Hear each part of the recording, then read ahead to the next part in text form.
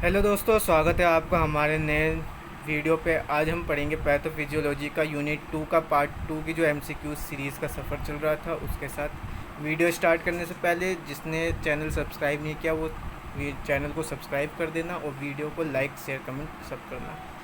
तो अपने सफ़र के साथ अब हम अपने आज के पहले एमसीक्यूज़ क्वेश्चन पे आते हैं।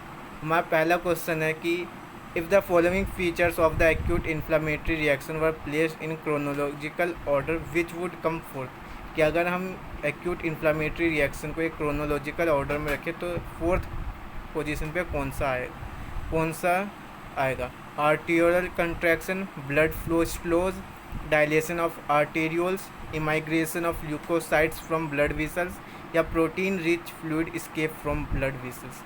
तो इसका आंसर है बी, ब्लड फ्लो स्लोज। ये हमारा क्रोनोलॉजिकल ऑर्डर के कारण फोर्थ प्लेस पे आएगा। क्वेश्चन नंबर 2 है कि इनमें से कौन सा जो है which one of the following ultra structural feature is believed to allow for the increased permeability of vascular endothelium in acutely inflamed tissue, कि इनमें से कौन सा अल्ट्रा स्ट्रक्चरल फीचर है जो कि माना जाता है कि अलाउ करता है इंक्रीज परमेबिलिटी को vascular endothelium acute inflamed tissues में। तो इसके ऑप्शन है आपके cytoplasmic micro pinocytotic vesicles, gaps in endothelial tight junction, gaps in basement membrane, increase in number of phagolysosomes, या नो मॉर्फोलॉजिकल चेंजेस। तो इसका आंसर है आपका B, gaps in endothelial tight junctions. Question number 3 है कि इनमें से कौन सा जो है वो एक एंडोजीनियस मेडिएटर नहीं है जो कि इंक्रीज करे वैस्कुलर परमेबिलिटी को। Angiotensin C3A and C5A, 5 hydroxy tryptamine, kallikrein, prostaglandin E2। तो इसका आंसर ए है एंजियोटेंसिन। क्वेश्चन नंबर 4 है कि इनमें से कौन सा जो है वो यूज़फुल नहीं होता है एक्यूट इन्फ्लामेशन के इफेक्ट के लिए। Dilution toxin, formation of fibrin, phagocytosis, stimulation of immune response, या स्वेलिंग ऑफ टिश्यूज़। तो इसका आंसर है आपका swelling of tissues.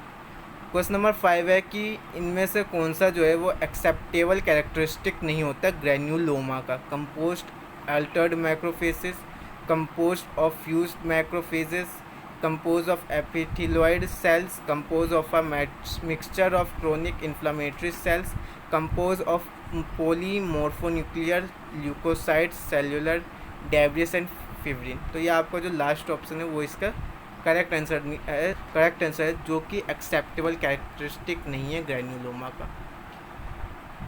If the following events are placed in the most probable order of occurrence following a skin wound which would come fourth, अगर हम एक event के हिसाब से इसको फॉलो करें एक सीरीज़ में, तो इसमें से मोस्ट प्रोबेबल ऑर्डर क्या होगा अक्रेंस का जो स्किन वुंड पे होता है, कौन सा फोर्थ पोजीशन पे आएगा। Blood clot formation, growth of granulation tissue, loss of vascularity of fibrous scar, migration of epithelial cell from wound edges, या wound edges united by collagen. तो इसका आंसर आपका ई जाएगा, wound edges united by collagens. Question number 7 है आपका, अगर इस event को एक सीरीज़ में लगाया जाए एक सीक्वेंस में हीलिंग ऑफ ओपन वुंड का, तो मोस्ट प्रोबेबल ऑर्डर कौन सा होगा जो कि फोर्थ प्लेस पे आएगा। Emigration of polymorphonuclear leukocyte and macrophages, epithelial proliferation, myofibroblast contraction, orientation of fibroblast parallel to the capillary beds, proliferation of new capillaries from the base of the wound. तो इसका answer आपका orientation of fibroblast parallel to the capillary beds, D वाला option. Question number 8 है which one of the following does not impair healing of a wound. Deficiency of galactosamine, deficiency of vitamin C, access of adrenal ग्लूकोटिकॉइड hormones, या good vascular supply, या tissue hypoxia. तो इसका answer आपका good vascular supply. Question number 9 है आपका कि इनमें से कौन सा इवेंट जो है फोर्थ पे आएगा सीक्वेंस के अकॉर्डिंग अगर फ्रैक्चर हो एक टिपिकल लॉन्ग बोन पे। Capillary proliferation from viable marrow, increased osteoclastic resorption, lamellar bone replace woven bone, ossification of persistent fibrin clot, या periosteal proliferation around the fracture bone ends. तो इसका option D जाएगा, ossification of the persistent fibrin clot.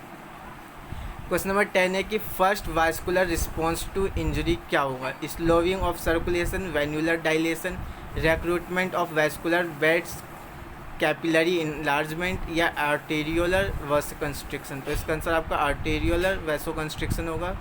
First event in acute inflammation क्या होता है? Arterial vasodilation, increase permeability, diapedesis, arterial vasoconstriction या stasis. तो इसका आंसर आर्टेरियोलर वैसोकंस्ट्रिक्शन होगा। क्वेश्चन नंबर 12 है आपका कि ल्यूकोसाइट अगर मूव करे टिश्यू से वैस्कुलेचर के साइड में तो किस कारण होगा? एक्शन ऑफ एक्टिन और myosin, predominantly as monocytes on the first day post injury, in response to C3b, in response to FC fragment of IgG, largely in the arterioles. तो ये आपका एक्शन ऑफ एक्टिन और myosin के कारण होगा। Question number 13 है आपका अगर हम केमिकल मेडिएटर्स ऑफ इन्फ्लामेशन में रिगार्ड करें तो क्या होगा? हिस्टामिन जो है हमारा ड्राइव होगा प्लाज्मा से, C3b जो है वो मैक्रोफेज के साथ होगा, जो किनिन सिस्टम है वो एक्टिवेट कर देगा प्लेटलेट को, नाइट्रिक ऑक्साइड जो है परफॉर्म करेगा ल्यूकोसाइट में, या सेरोटोनिन जो है परफॉर्म करेगा मास्ट सेल में। तो आपका सेरोटोनिन जो है परफॉर्म करेगा मास्ट सेल्स में। क्वेश्चन नंबर 14 है कि रिगार्डिंग कॉम्प्लीमेंट कैस्केड इनमें से कौन सा स्टेटमेंट जो है वो ट्रू है?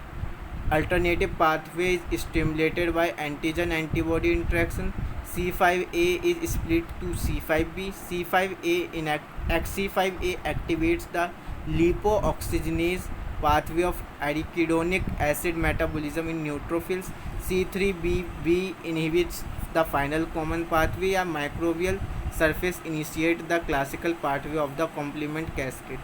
तो इसका आंसर सी जाएगा कि C5a जो है एक्टिवेट करेगा आपके लिपोऑक्सीजनेस पाथवे को आर्किडोनिक एसिड मेटाबॉलिज्म में न्यूट्रोफिल्स में। क्वेश्चन नंबर 15 है आपका कि मैक्रोफेजेस जो है वो सिक्रीट करेगा हिस्टामिन, सेरोटोनिन, प्रोस्टाग्लैंडिन या ऑक्सीजन फ्री रेडिकल या नन ऑफ द अबव। तो इसका ऑक्सीजन फ्री रेडिकल होगा। क्वेश्चन नंबर 16 है कि रिगार्डिंग क्रोनिक इन्फ्लेमेशन इनमें से कौन सा सही है? कि ये हाइपर अमीनिया, ओडेमा और ल्यूकोसाइट इन्फिल्ट्रेशन में करेक्टराइज होता है, या मोनोसाइट्स जो है आपका यूज़ होता है सेम केमोटैक्टिक पाथवेज में न्यूट्रोफिल्स की तरह। उसके बाद ये आपका प्रिसीड करता है एक्यूट इन्फ्लामेशन में, या मोस्ट फ्रिक्वेंटली रिजल्ट होता है रिजोल्यूशन में, या फिर आपका एंजियोजेनेसिस जो है एक फीचर नहीं है। तो इसका आंसर आपका बी जाएगा, मोनोसाइट्स जो है यूज़ करेगा सेम केमोटैक्टिक पाथवे में एज न्यूट्रोफिल्स। क्वेश्चन नंबर 17 है कि अगर हम रिगार्डिंग करें क्रोनिक इन्फ्लामेशन के तो इसमें से कौन सा सही है? कि मैक्रोफेज की हाफ लाइफ 5 डेज होती है, it always preceded by acute inflammation, unlike acute inflammation lymphocytes do not play a major role, prolonged exposure to toxins such as silica cause repeated bouts of acute inflammation rather than the chronic type, attempts at healing are evident। तो जो correct statement है वो आपका attempts at healing are evident। Question number 18 है आपका regarding chronic inflammation इनमें से कौन सा जो है फॉल्स है? कि ये एसोसिएट होगा परसिस्टेंट इन्फेक्शन से, प्राइमली इन्वॉल्व होगा टिश्यू डिस्ट्रक्शन से, कंट्रीब्यूट करेगा एथेरोस्क्लेरोसिस फॉर्मेशन में, या कारण बनेगा आपका एक्सपोजर का कि टॉक्सिक एजेंट से, या इन्वॉल्व करेगा आपके मोनोन्यूक्लियर इन्फ्लामेटरी सेल्स को। तो इसका ऑप्शन बी जाएगा कि प्राइमरीली इन्वॉल्व होगा टिश्यू डिस्ट्रक्शन से। क्वेश्चन नंबर 19 है कि most common peripheral circulating lymphocyte कौन है? B cell, T cell, macrophage, natural killer cell या पॉलीमॉर्फिक न्यूक्लियोसाइट। तो टी सेल है। क्वेश्चन नंबर 20 है आपका लास्ट क्वेश्चन है आपके सीरीज़ का आज का। मैक्रोफेज जो है वो डिराइव्ड होता है monocyte, T cell, B cell, eosinophil से, प्लाज्मा सेल से। तो मोनोसाइट से। अगर आपको वीडियो अच्छा लगे तो इसे लाइक करना, शेयर करना, सब्सक्राइब करना। Thank you.